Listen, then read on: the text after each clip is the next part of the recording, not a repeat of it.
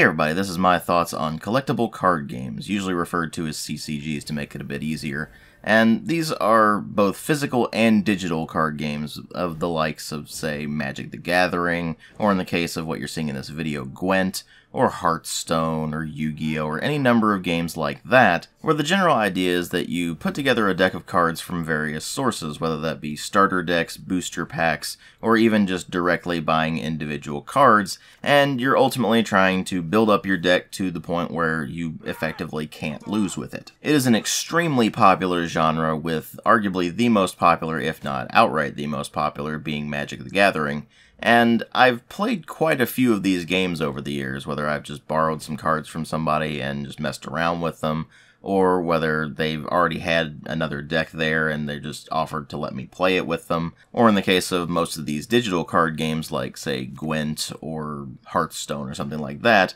they're free to play to begin with, so I just hop into the game and dabble with it for a bit and decide whether or not I actually want to keep playing it. And even though I've played a lot of games in this genre over the years, whether it be in physical form or digital form, I've ultimately come to the same conclusions on all of them, which is that they are blatantly unbalanced games that are completely unfair to anyone who does not spend inordinate amounts of money and time building their decks. In addition to this balancing problem with haves versus have-nots, you also have the problem of them being very reliant on luck, because if you draw a crappy hand of cards, then, well, there's not a whole lot you can do against that. Now, of course, the luck problem is endemic to the vast majority of card games out there, regardless of what type of card game it is, but other genres that are similar to something like a CCG actually have ways of mitigating that. So, for example, if you play a deck building game like Legendary, everybody is actually pulling from the same pool of cards. It's not a matter of one particular player has a certain expansion and they are the only one that gets access to those cards.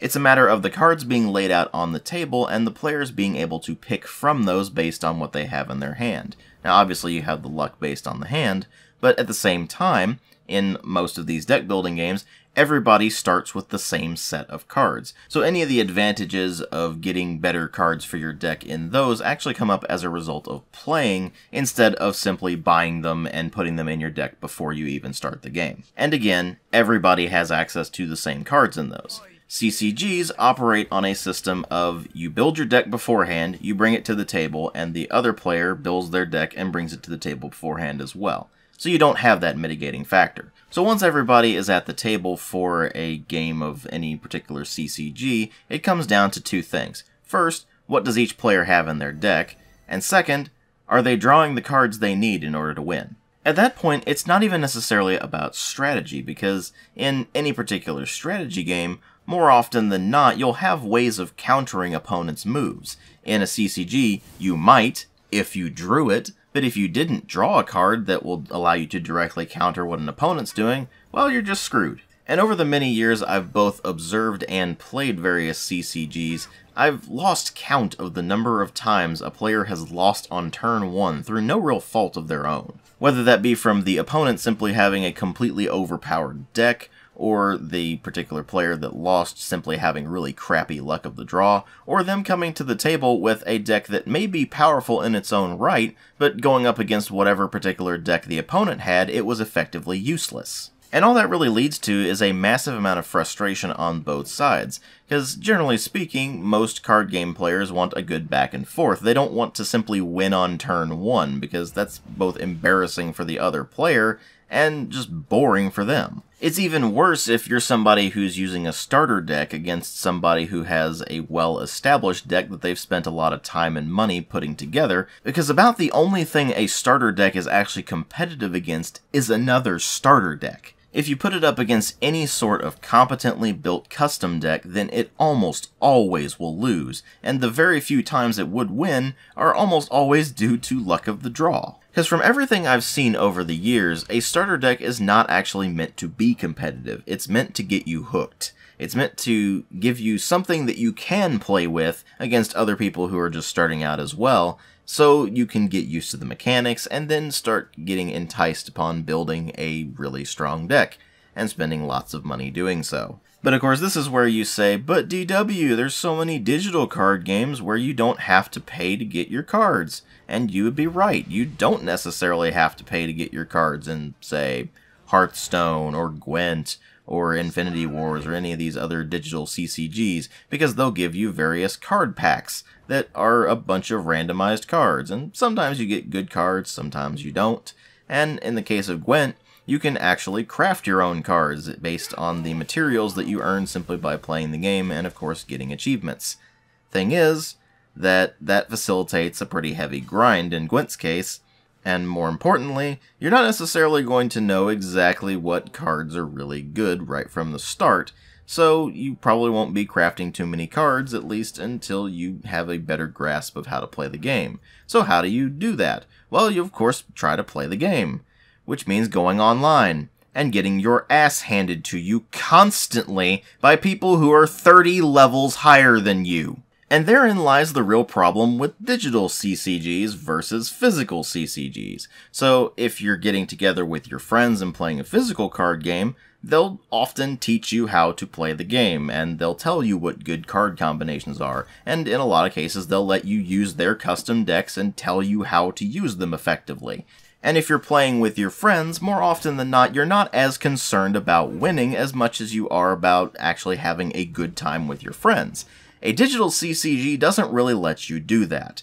You go online, you play against a stranger who probably doesn't give a single solitary crap about you and just wants to rack up their win count or just practice whatever ridiculous OP deck they put together, and thus you'll just constantly get curb stomped until eventually you either just buckle down and go find a guide and put together a deck based on a guide, which will either have you buying lots of cards or crafting lots of cards in the case of something like Gwent or something along those lines, and then going online and still not really having any idea how to play that deck, but just having to practice at it over and over and over again. All along the way, failing miserably at everything that you're doing. And while some of these digital CCGs do let you get together with people in your friends list and actually play casual matches, more often than not, you simply have to go online and play against strangers with games that don't have any sort of real chat system. So the most you can really do in those instances is spam emotes and effectively scream into the void, because I guarantee you that the other player doesn't care. Although given how infuriating some matches can go, it's probably a good thing that there's no chat system, because it would get really toxic really quickly. And ultimately, I think that's the big takeaway with CCGs. If you are not willing to spend the time and especially the money on putting together a really powerful deck, then you might as well not even play CCGs at all.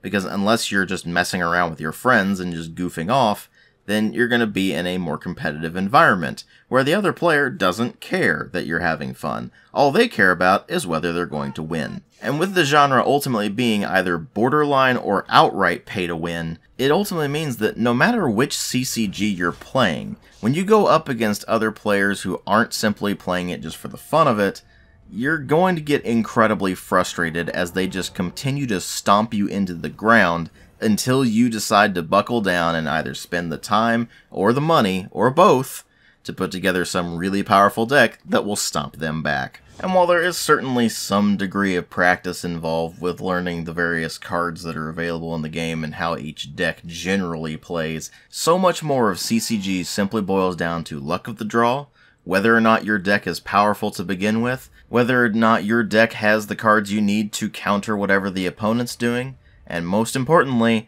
whether or not the opponent simply has an overpowered deck. And I don't know about you, but I have neither the time nor the money to make something like a CCG viable to begin with, and I certainly don't have the patience to put up with something that is as blatantly either borderline or outright pay to win as a CCG is. Thanks for watching, and I'll catch you all in later videos.